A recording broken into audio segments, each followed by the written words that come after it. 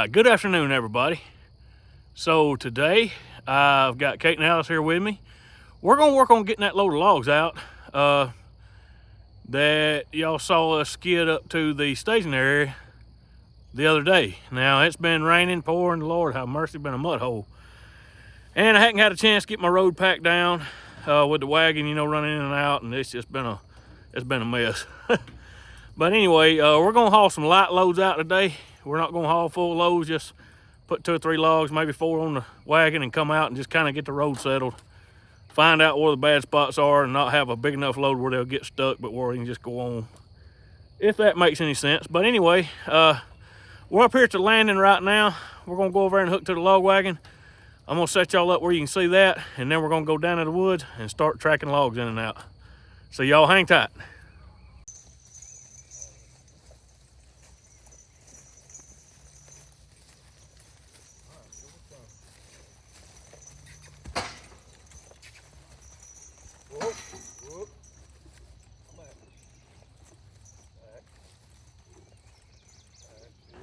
Now, y'all, from a safety standpoint, when you're hooking a pair of horses or mules to a tongued implement such as this wagon or like that log cart sitting over there, the first thing you want to do is hook your brakes, your holdbacks. And in this case, it's a set of tongue chains going to my mules to breast chains on their harness.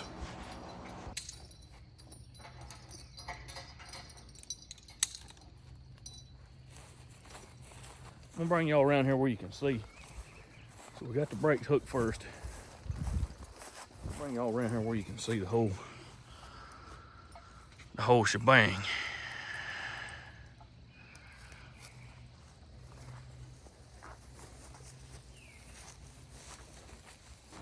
And then after you got your brakes hooked on the front, such as your tongue chains or breast yoke, whatever you got on your implement, then you can hook the pulling end, which is the trace chains on the back end. And if you'll notice here, I hooked the inside trace first, and then I scooted her over with that outside trace chain, and now we're gonna hook the outside one. If you hook the inside one first, then you got a clear path to get out of there if and you needed to, if that makes any sense.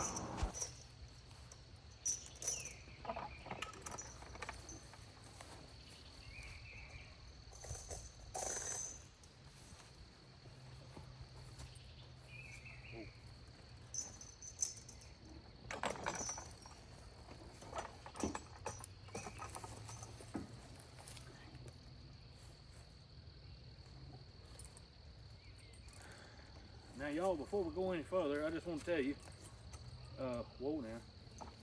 kind of how I hitch. Now, this is a stiff tongue wagon.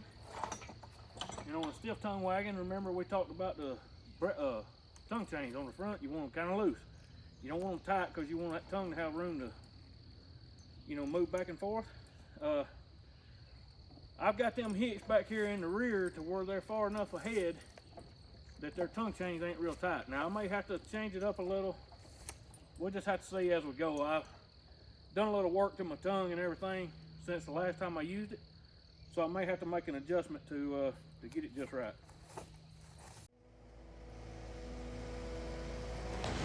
All right, now here I'm using the skid loader to load the logs with. There's a couple different ways you can use these wagons. You can cross haul logs on, get real close to your timber and use a pair of snaking tongs and just snake the logs right up there to the wagon, and then use a cross haul chain to cross haul them onto the wagon. We've done a little bit of that, and we're going to do some more of it also in the upcoming future here soon. Or you could do it like we're doing here, where we staged these logs out with the log cart, and now we're loading with the skid loader because the logs are all stacked up, and it just makes the most sense to use a skid loader right here in this situation. Now, sometimes, y'all, whenever I load these logs on the log wagon like I did there, I tried to drop it on there as easy as I could, but those blocks on the log wagon sometimes will fall off, and that's what I'm doing here. I'm getting out of the skid steer. I got to go up there and set one of my blocks back on because I knocked it off when I let that log down. I didn't let it down quite easy enough, and it knocked my block off, so you got to be careful about that. loading these wagons with a skid loader. Kind of got to be easy with it.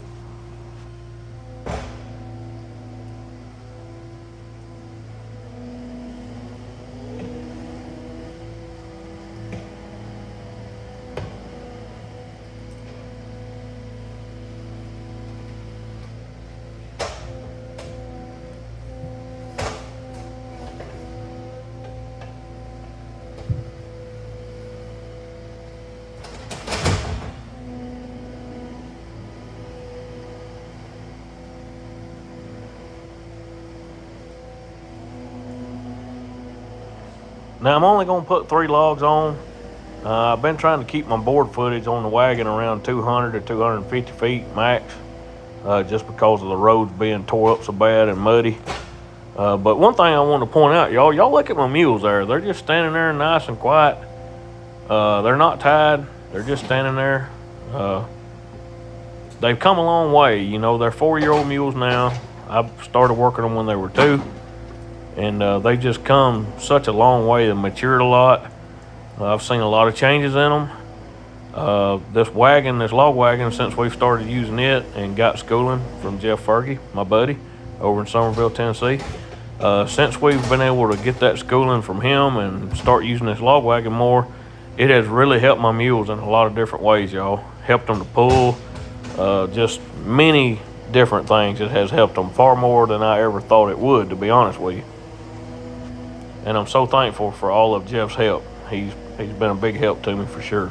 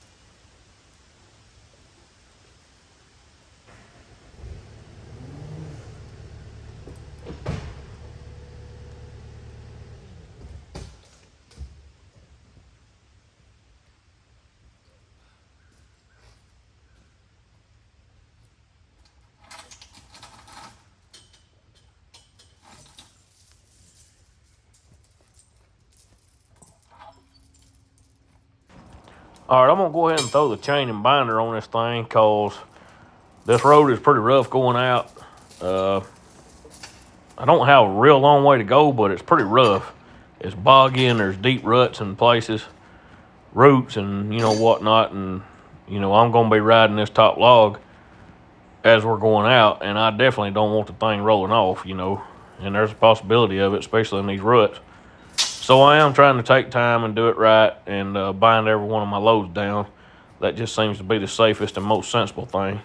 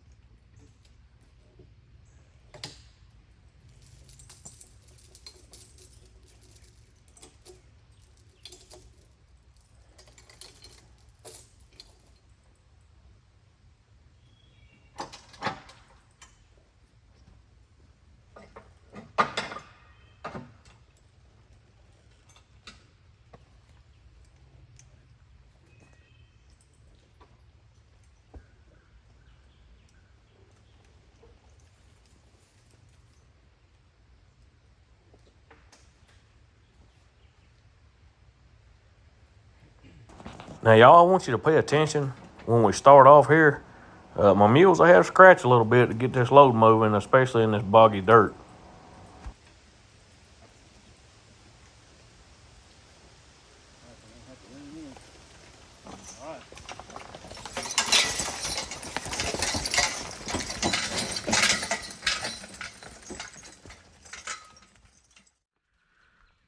All right, y'all, on this load here, I've got 4, but they're not real big. And then I've got 5 small ones left. I'm gonna get them 5 small ones on the next load, and then we'll go back to hauling 3 because their logs are a little bigger. I'm trying to stay around 200 board feet per load. Not much over that because y'all see here in a minute the roads is definitely less than desirable. So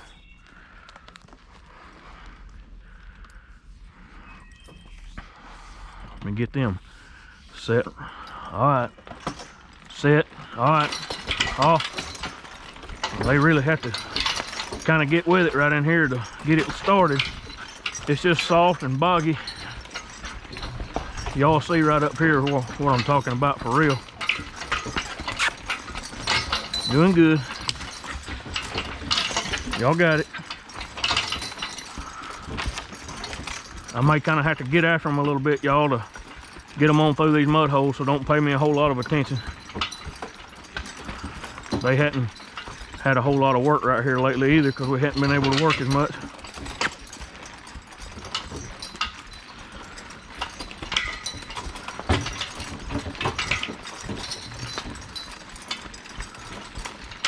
Whoa. I just kind of want to show y'all before we get there. I mean, look down in there. There's a bad swag right in there. I need some mats is what I need.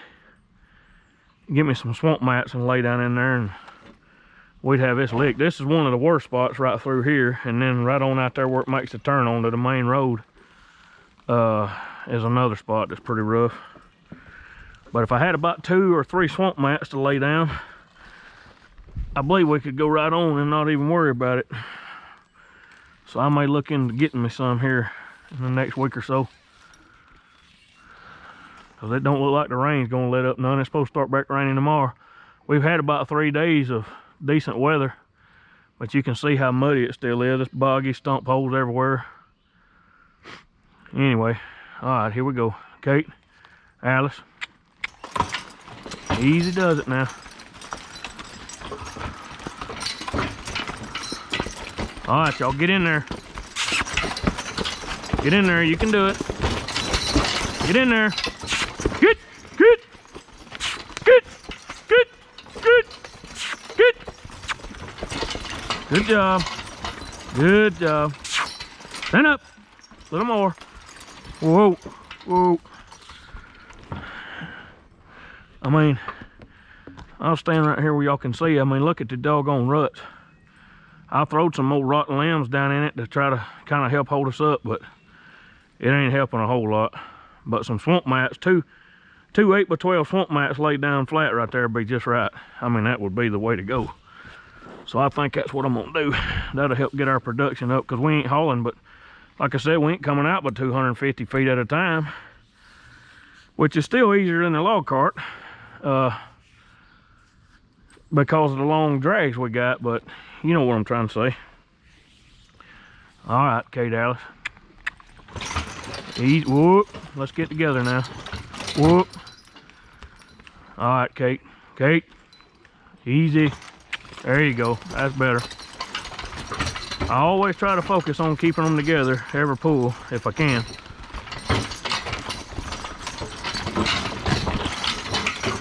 Go ahead, you got it.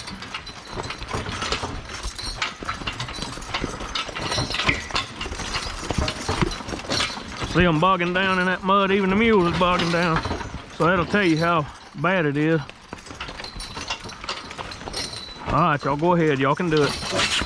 Okay, Dallas, stand up. Get in there now. Get in the rut. Stand up. You can do it. Stand up. You got it. Got it made now. See how deep them ruts are, y'all? I mean, it's terrible. It's absolutely terrible, but I mean, we're either gonna get 250 feet of a pass like we're doing right now, or we ain't gonna get none at all. And when you know, when you're depending on this for a living and you got bills to pay, y'all, you gotta do what you gotta do sometimes. We're having to work harder to get the same footage, but it's either work harder and get the same footage, or not work at all and not get no money. You know, I mean, it's one way or the other, how you want to look at it. We ain't got very far to go, but it's just further than I'd want to drag with this log cart, you know.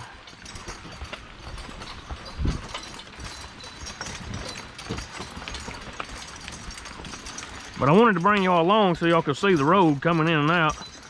I wanted to show y'all us loading a few and then unloading, but I also wanted to show you the road because it is in absolute terrible shape. But like I say, I think them swamp mats is going to be the way to go. I've already been looking at them, and I'm going to see about trying to get us a few of them. Maybe three ought to be enough, I think. And I just been rolling them off right over here. Gee, little. Jeep, easy. Gee, Kate Alice, Jeep. Jeep. Jeep. Alright. Jeep. Now, ooh. Yeah, that's a little much. Back up just a little. Back up. Back up. Back up. Whoa. I'm trying to kind of keep them even, y'all, because if and you don't, when you go to sorting them and stacking them with the skid loader, and they all over the place, it's just harder to handle them. It's best if you can try to keep them all together. My chains done got loose going through all them mud holes.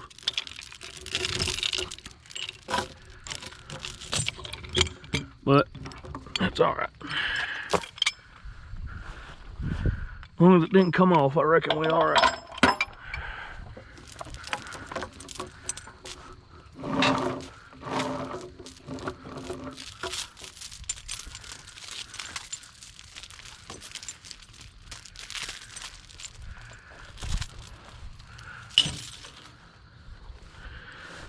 Now you would think as many times as I've done this, I would remember to get my PB out from under there before I ever haul a log off. But I still forget. I'll set that right there. I'll set that one right there.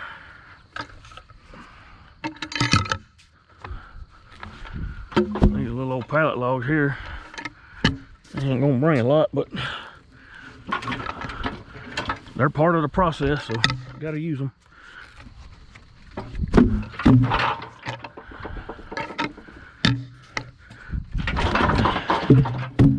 There we go. It worked out pretty good.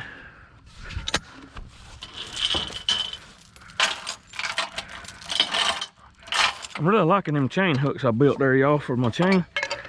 Them things has worked out really good. Better than I thought they would, actually. All right, let's get the blocks back on.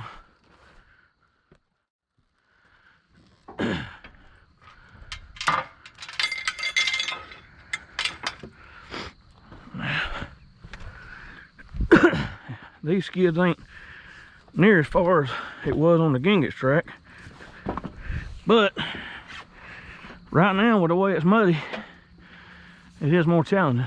All right, gee, Alice, come here. Jeep. All right, now come up.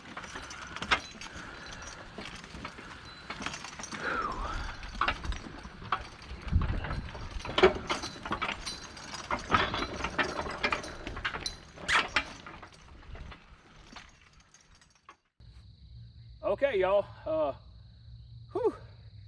We managed to get all these logs out. There's 23 of them, and I'm gonna tell you, we worked for all 23 of them. Lord have mercy. It has been a fight.